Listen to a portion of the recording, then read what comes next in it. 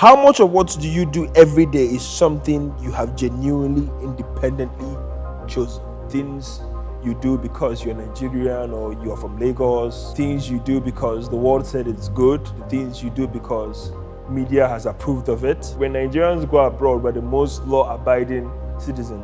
But in Nigeria, we're just, we break rules left, right, and center. If you stand away from the herd, you become vulnerable, you become an easy target of the powerful. Not obeying, not following the protocol, not deferring to the system, not asking what the head expected from him, what the structure expected from him, what the institution expected from him.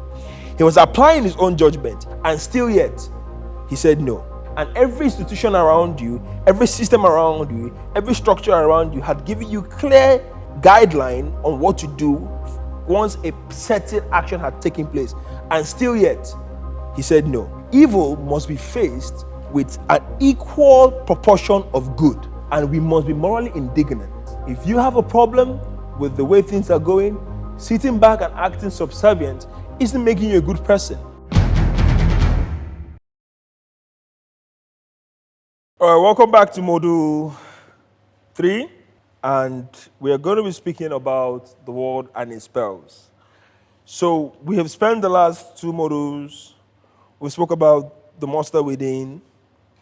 We spoke about the good, evil, and the fading light.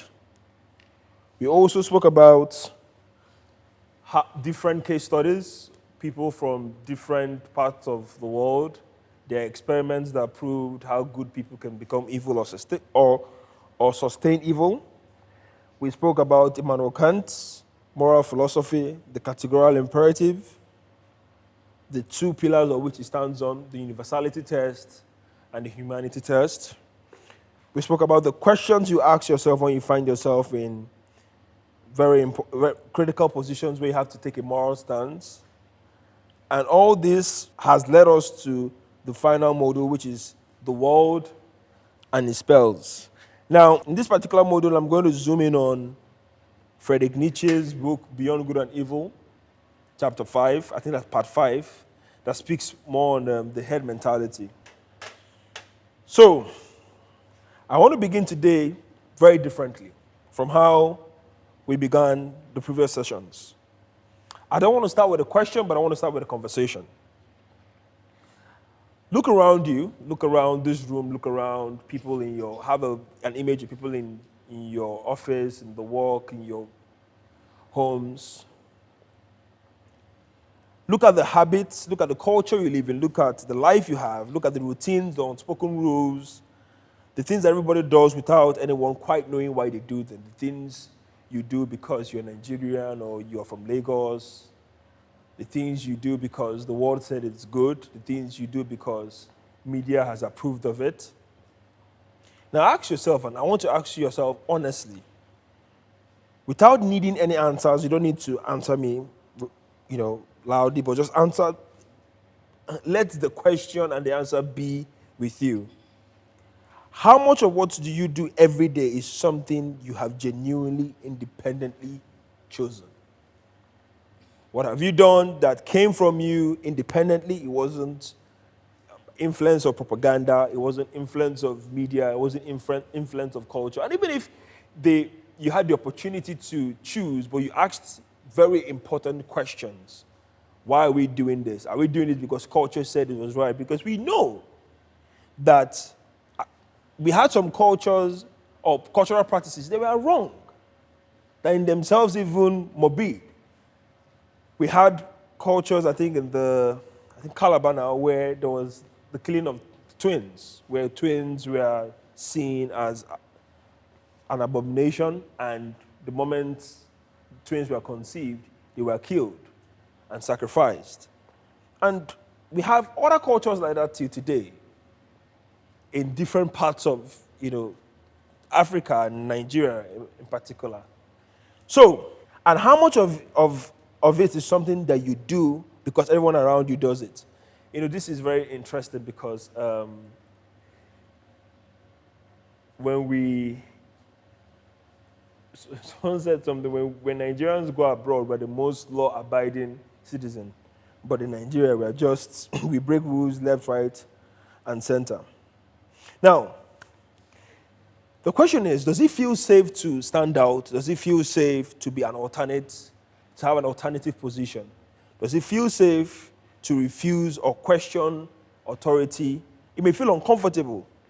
That's the discomfort, the pull towards the group. That deep human instinct to blend in, to compel, to belong. That, again, we're in a TikTok, I call it TikTok generation, where it's as if there is a huge control system that controls everyone. Everyone has the same ideology. Everyone says the same thing. The language is the same. The arguments are the same. The invitation is the same. The ideologies are the same. And we are just doing these things simply because TikTok or social media or the movies we watch or media generally have told us it is good.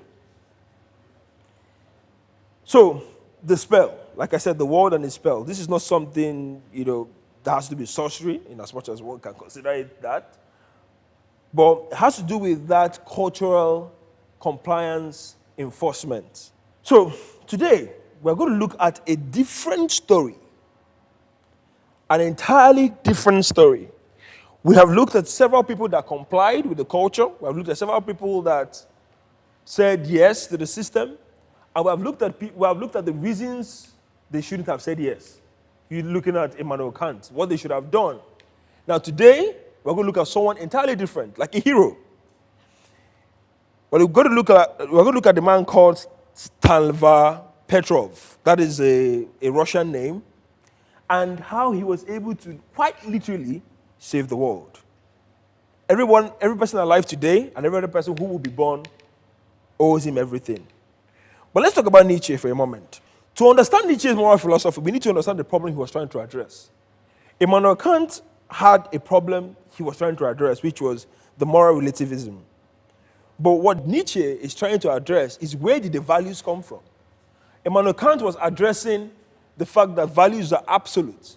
Nietzsche has a different question. These values that we claim to be absolute, where did they come from? Did they come from religion? Did they come from culture? Did they come from our environment? So the question that Nietzsche, and the reason why Nietzsche asks this question is because, do we consider things absolute morality because the system has called it absolute? Do we say this is good because they're intrinsically good, or are they good because, everyone says it's good? Now, Nietzsche was, quite frankly, quite different than Kant, in as much as I feel like they have a place where they all come together. He heard about the fact that, and I think he had serious issues with Christianity. I think he criticized Christianity a whole lot because he believed that Christianity as a religion produced weak men. I have a rebuttal to that, and I disagree with him on that. But he has every reason to think that, because empirically, at that particular time in Germany and even in Europe, we saw Christian values not holding up against megalomaniacal leaders or even maniacal people. But again, that is a different conversation. That's one of the reasons why Nietzsche came up with this quote that said, God is dead, and that we have killed God, God is dead. We have blood on our hands, and how have we killed the most strongest and holy being? Something around that line, but that is just, that's a tangent. So back to the question Nietzsche is asking. Where did we get all our values from? Where did we get this absolute value that Kant speaks on? So Nietzsche's argument begins with a simple and powerful observation about human evolution and history. For the vast majority of human existence, survival depended entirely on groups. And I think this is also typical of animals, right? You see that the lion hunts in herds, hyenas hunt in herds, and the individual alone was nothing, vulnerable. As an individual, if you stand away from the herd, you become vulnerable. You become an easy target of the powerful. So we had this idea where we needed to stay in a particular group. This could be a friend group, this could be a culture group, this could be a country group. As Nigerians, you're not supposed to do this. As what other group? As intellectuals, we're not supposed to do this. As political leaders, we're not supposed to do this. And we stay in that group so that we don't seem distinct and easy targets. So Nietzsche had good reasons to ask this question because Hitler was going to come in the 20th century and he was going to create a herd, which you know as Nazi Germany, and nobody was able to stop him, not because they couldn't, but because they wanted to comply with the herd. So, we see this herd in the reserve police battalion. We see this herd in Zimbabwe's guards. We see this herd in each man. We see this herd spell with each man that's out of each man in the banality of evil. We see this herd with the Milgram experiment. We see this herd even today. Now, I'm going to speak about a very interesting man, which is Stanley. If you know anything about the Cold War, America and Russia, I mean, for how long now? Forever. They've always been going back and forth, having issues till today.